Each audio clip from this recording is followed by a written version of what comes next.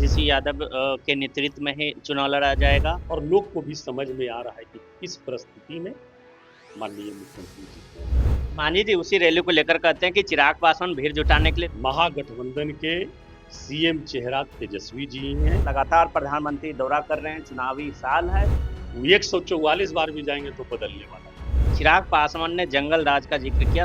अक्टूबर नवंबर में जो वोटिंग होगी, बिहार के मतदाता मालिक एनडीए को जवाब दे देंगे। पनोरमा ग्रुप, जो सोचता है वो करता है।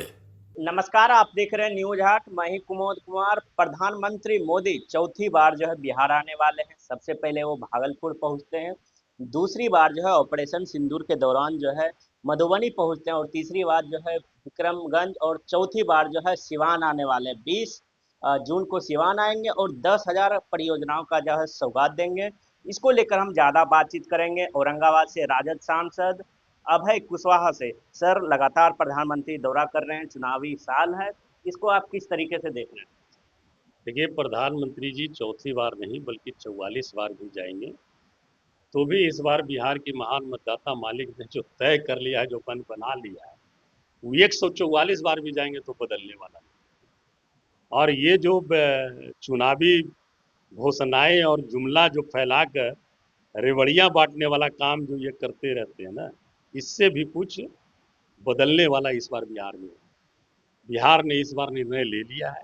बिहार की महान मतदाता मालिक ने तय कर लिया है कि मैं 5 साल महागठबंधन से तेजस्वी प्रसाद यादव जी को मौका दूंगा, युवाओं के भविष्य उज्जवल करने के लिए, माँ बहनों को आर्थिक रूप से सशक्त बनाने के लिए, महंगाई दूर करने के लिए, भ्रष्टाचार खत्म करने के लिए, रोजगार का अवसर पैदा करने के लिए मौका तेजस्वी जी को दूंगा। ये बिहार की महान मतदाता मालिक ने मन बनाया है।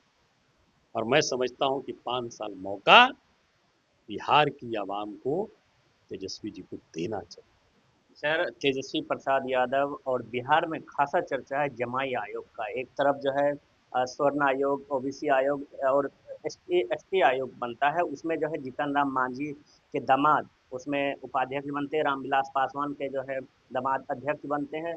और जिस तरीके से सायन कुणाल को जो आरएसएस कोटा से उनके ससुर भी बोले, इसको लेकर किस तरीके से देख रहे हैं? लगातार जो है आप लोग हमला कर रहे हैं, दूसरी तरफ वो परिवारवाद पे आरोप लगा रहे हैं आप लोगों को। देखिए, हमको इस पर कोई हमला नहीं करना है। बिहार के महान मतदाता मालिक सब कुछ देखते हैं और समझते हैं। और मैं समझता हूं कि इन तमाम आयोगों का जवाब आने वाले समय में, जो अक्टूबर नवंबर में जो वोटिंग होगी, बिहार के मतदाता मालिक एनडीए को जवाब दे देंगे। हमें इस पर कोई टीका टिप्पणी करने की आवश्यकता नहीं है। भारतीय जनता पार्टी एनडीए गठबंधन के जितने लोग हैं, खाली बस बोलते रहे परिवारवाद परिवारवाद, और उनके घटक दल, और वो भी साथ साथ जितना भी परिवारवाद कर लें, वो करें तो सब ठीक है, हम करें तो बड़ा गड़बड़ हो गई। हमारे के यहाँ होता भी नहीं है। हम करें तो गड़बड़ है, आप करिए तो ठीक है। अगर कोई भ्रष्टाचारी 75,000 करोड़ का है, अगर दूसरे दल में है तो वो भ्रष्टाचारी है। अगर भारतीय जनता पार्टी के साथ तालमेल कर लिया अजीत पवार की बात तो कर रहे हैं। वो उप मुख्यमंत्री होगा। ये समझे? आप महान मतदाता मालिक को ज्यादा दिन तक के अंधेरे में आप नहीं रख सकते हैं। अंधेरा सब दिन के लिए नहीं आता है। अंधेरा छटेगा, उजाला आएगा। तो इस बार अंधेरा छटेगा, और नवंबर में महागठबंधन के नेतृत्व में भाई तेजस्वी जी के अगुवाई में बिहार में उजाला आएगा।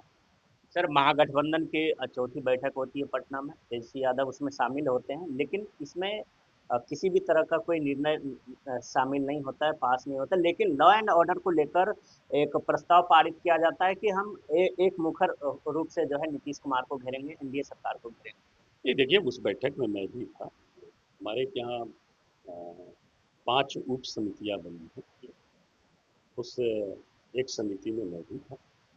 सारी पहलू पर बात हुई है कि कैसे हम लोगों को उप समिति, क्योंकि हम लोग महागठबंधन के लोग, हम लोग कोई सोशल मीडिया और ये चीज़ पर सिर्फ विश्वास करने वाले नहीं हैं। हम लोग ज़मीनी चीज़ को देखते हुए चलते हैं। हकीकत क्या है, ज़मीनी हकीकत क्या होने वाली है, कैसे उसको दूर किया जाएगा, सारी पहलू पर बात हुई।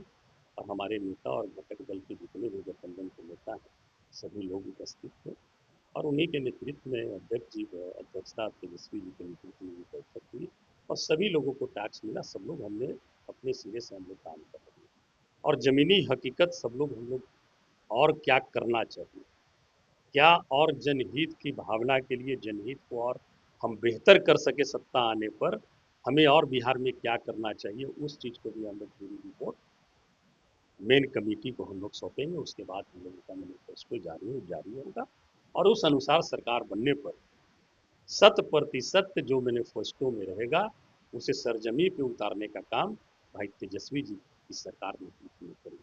क्या तेजस्वी यादव के नेतृत्व में ही चुनाव लड़ा जाएगा? और ये तो सारी चीज़ें तय हैं। तेजस्वी जी के ही नेतृत्व में बिहार में महागठबंधन चुनाव भी लड़ेगी। सीएम फेस का फैसला नहीं हुआ, क्या सीएम वही? ऐसा कुछ नहीं, आप लोग इसको बेकार का करते रहते हैं, हम लोग पूछते हैं। ऑलरेडी फिक्स है, महागठबंधन के सीएम चेहरा तेजस्वी जी ही हैं और उन्हीं के नेतृत्व में हम लोग चुनाव भी लड़ने जा रहे हैं और हमें उम्मीद नहीं बल्कि पूर्ण विश्वास है बिहार की महान मतदाता मालिक पर कि इस बार 5 साल के लिए सेवा करने का अवसर तेजस्वी जी को निश्चित तौर पर बिहार के मतदाता मालिक देंगे, निश्चित तौर पर देंगे। सर, कुछ दिन पहले आरा के रमना मैदान में चिराग पासवान पहुंचते हैं और पूरे बिहार में जो है 243 सीटों पे चुनाव लड़ने का ऐलान करते हैं। और दूसरी तरफ मैं बता रहा हूँ, उनके जितने बीजेपी के घटक दल है वो सब अभी चुनाव सीट शेयरिंग की बात है, सब ब्लैकमेलिंग के लिए इस भाषा का इस्तेमाल हो रहा है। अच्छा, ब्लैकमेलिंग के लिए, चाहे वो चिराग जी करें या उपेंद्र कुशवाहा जी हो या जीतन राम मांझी जी। देखिएगा आने वाला समय में क्या होगा। किसी को सीट कम कर करके किसी को राज्यसभा के लिए बोल दिया जाएगा, किसी को केंद्र में मंत्रिमंडल का शपथ दिला दिया जाएगा। ये सब चीज स्टैंड आएगी, देखिएगा ना आप सामने।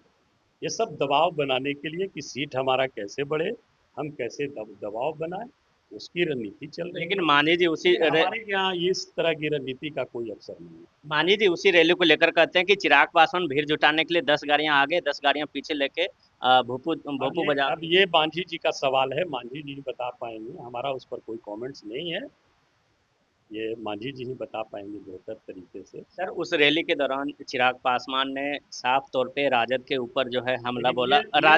ये मैं इतना जरूर कह सकता हूँ कि आज भी कल भी प्रधानमंत्री जी की रैली है ना सिवान में, परसों रैली है।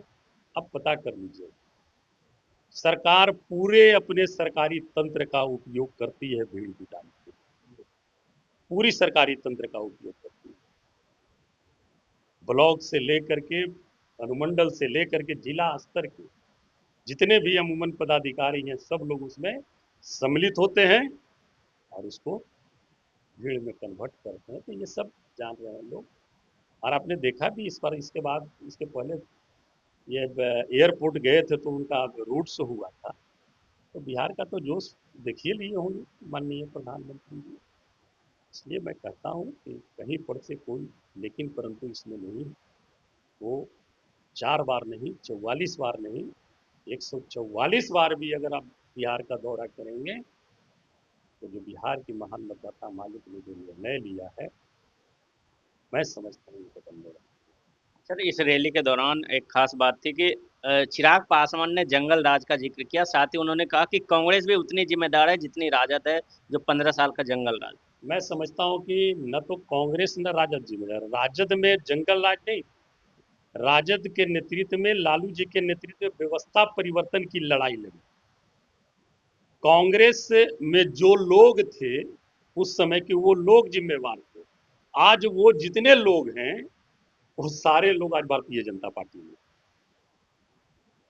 सारे लोग कांग्रेस के कोर वोटर जो 90 के पहले स्थिति जो थी बिहार की, अमन चैन भेदभाव ऊंच नीच का जो वातावरण था, उस वातावरण को पैदा करने वाले जो लोग थे कांग्रेस में, वो सारे लोग आज भारतीय जनता पार्टी के गोद में बैठे हुए हैं और वही सत्ता का संचालन कर रहे हैं।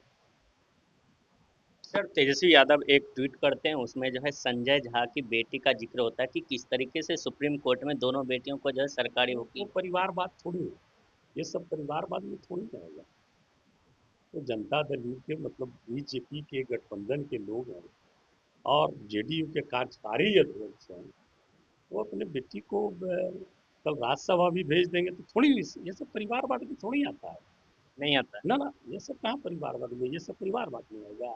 अब मांझी जी अपने दामाद को बना दिए उपाध्यक्ष, ये सब परिवारवाद है, नहीं है ना।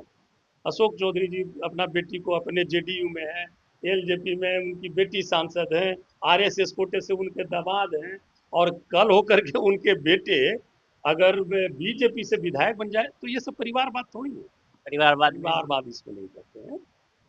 जो वो लोग बोले परिवारवाद ना, वही खाली परिवारवाद है, बाकी ये सब थोड़ी परिवार। सर एक आखिरी सवाल है मेरा, किस तरीके से तेजस्वी यादव लगातार कहते हैं कि अचेत मुख्यमंत्री लगातार जो है भुंजा पार्टी के द्वारा जो है निर्णय लेते हैं, भुंजा पार्टी ही बिहार को चला रहा है। आखिर बिहार की जनता जानना चाहती है भुंजा पार्टी है। देखिए माननीय तेजस्वी जी पूजा पार्टी की जो बात किए हैं परफेक्ट सही है, और ये चिंता का विषय है भी माननीय मुख्यमंत्री जी के लिए कि उनकी तबीयत भी नासाज है और हम लोग भी दूर हैं। भले ही उनके लोग इस चीज़ को सामने नहीं लाने दें, लेकिन आप कब तक के इसको सामने नहीं ला दीजिए।